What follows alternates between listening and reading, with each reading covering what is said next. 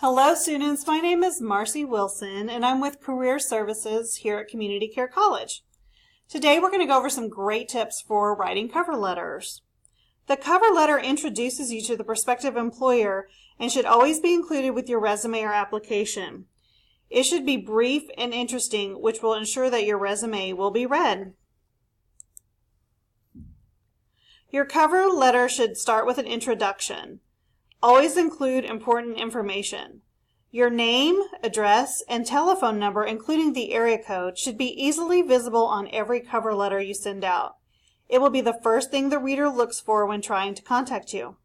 Make it personal. Address your letter to a specific person within the company. Start with and end with the reader. If necessary, call for the contact name. Because to whom it may concern, and Dear Sir or Madam letters don't get read as often as those addressed to a specific person. And use a comma after the name. It's more personal. Make the opening sentence catchy. When people read letters, especially business letters, they scan them for content. Who is it addressed to? What's the opener?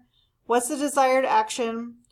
Attention-grabbing first sentences, ones that describe why you're the best person for the job, or ones that address the interests of the employer, etc., will get the reader to read on. The first 20 words are important.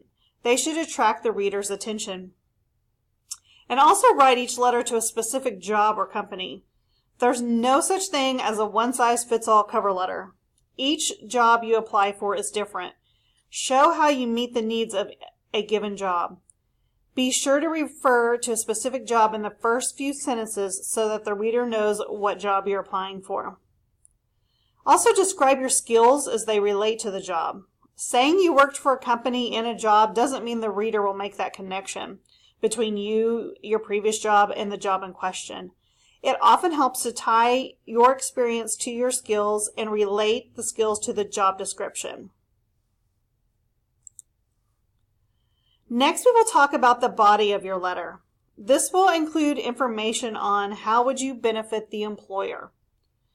Try to avoid using I or my, and use industry-specific language. Be brief. Use action words to describe your accomplishments. Some employers receive many cover letters and resumes daily, so they want to know about you without having to read a lot. Keep it brief. Use relevant content to meet the company's needs. And your cover letter should only be 1 page. And make sure that you are including all the requested information. The job reference number, the availability date, the salary requirements, and anything else they might have put in that job description or job listing. And don't copy your resume verbatim.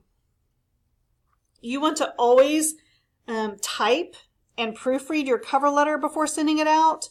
Your cover letter creates an impression of you. It's very important to appear professional and not make mistakes. If you make errors in your cover letter, it may reflect how employers may view you. If your letter is neat and professional, the employer may believe you are too. And make sure you're always coordinating the headers on your resume to the headers on your cover letters and reference pages and make it all look uniform. Be confident, creative, and enthusiastic.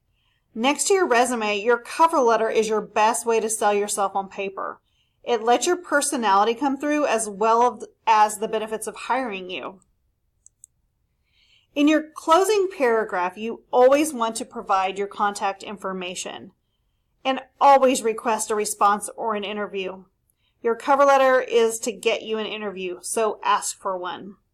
If you're mailing a hard copy, make sure you sign it.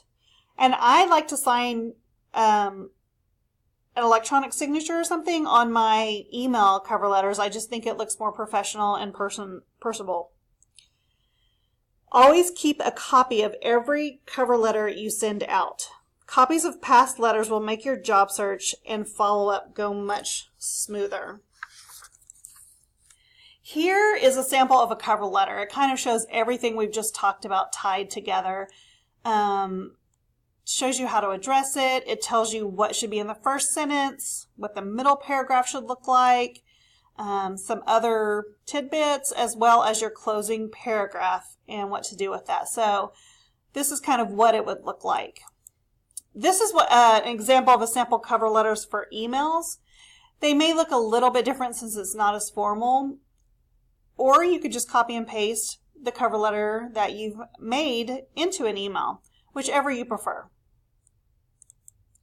I hope you've enjoyed everything that we've talked about today and that you got some great tips on writing a cover letter.